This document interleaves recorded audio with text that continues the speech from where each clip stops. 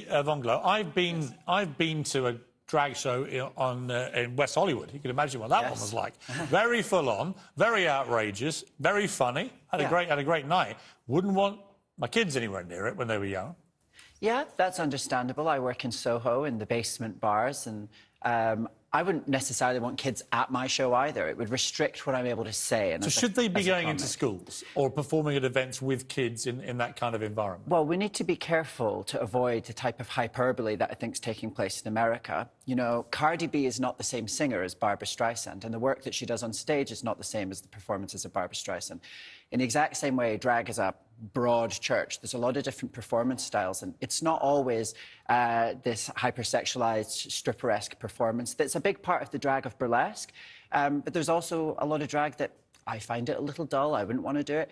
But that's quite Disney princess, quite anodyne, actually. And that's what's happening at the Drag Queen Story Hours, as I see it in the UK. Peter, is the problem that, as with all these things, there are a few examples where drag queens have simply gone too far.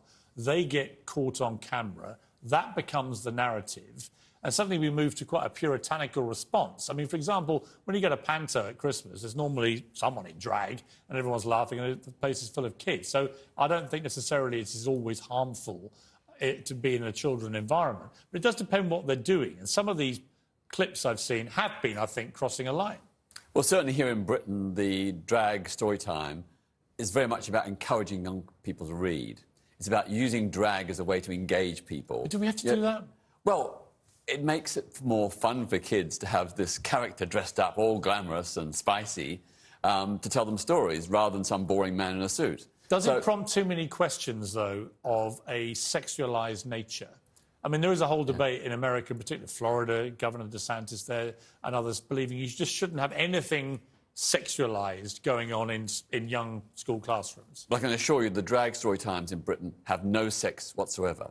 It's just simply a man in drag telling stories like anybody else would, wholesome, innocent stories, family stories, and often the parents come along as well. And the reports I've heard from parents is they are delighted that these drag queens have managed to get their kids interested in reading. Piers, you would have taken your kids to see Panto when they were younger, I'm sure. And Lord knows I grew up loving Mrs. Doubtfire, and I've turned out just fine, Piers.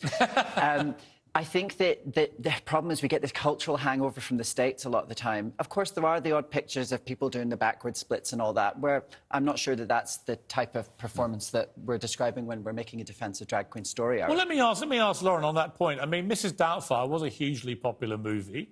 Did that offend you? Would you watch that with a child? If so, what's the real difference?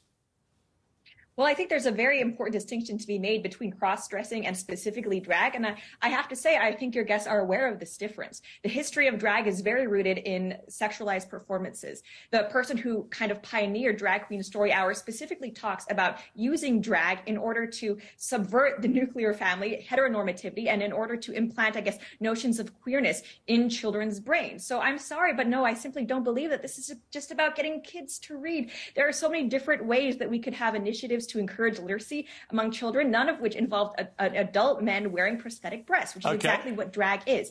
Well, ultimately, there may be a slight cultural difference between Britain and America on this, because the panto culture is so prevalent here, and it isn't in America. So it might be... I just want to also add, I'm sorry, quickly, but we live in a society where everything is offensive, including a white person wearing dreadlocks. Why is it okay? Why is it celebrated for grown men to be essentially wearing woman face and performing all these caricatures of female sensibilities? So just to clarify, Lauren, you're offended by it, are you? Well, I think it's hypocritical for these people who are often on the left. No, I'm just asking whether you're offended by it. Offensiveness. No, but if you're so anti-people being offended, are you offended? I wouldn't. I am offended of this happening in front of children, yes. That does offend me very much. Listen, I've got to leave it there. Thank you very much indeed. Thank you both very much indeed. Thanks. We appreciate it. Coming next, Boris Johnson breaks his silence and everybody wishes he hadn't.